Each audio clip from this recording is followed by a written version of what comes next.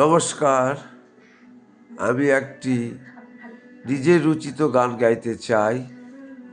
গানটা যেন 2026 সালে যেন ভাইরাল হয়ে যায়। গানটা প্রত্যেকটি ছেলের মুখে যেন এই গানটি আমি শুনতে পাই, বিশেষ করে বুনিয়াদপুর পালপাড়া।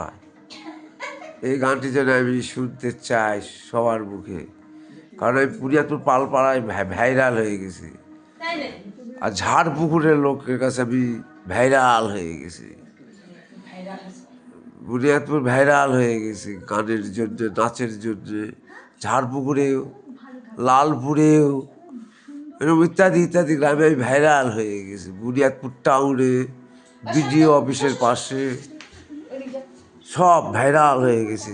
আমার মুখের দিকে সবাই তাকায়। তো গানটি শুনুন, গানটি গাইছি, সবাই এই গানটি গাইবে, তাহলে বউয়ের ভালোবাসা তুমি পাবে, আর তোমার ভালোবাসা বউ পাবে। এই গানটি আজকাল যে ঝগড়াঝাড়ি, মারামারি, তো ভালোবাসা কীভাবে দিতে হয় আমাকে শুনে না। বলো না গো কার মা তুমি, কোথায় তোমার ছেলে।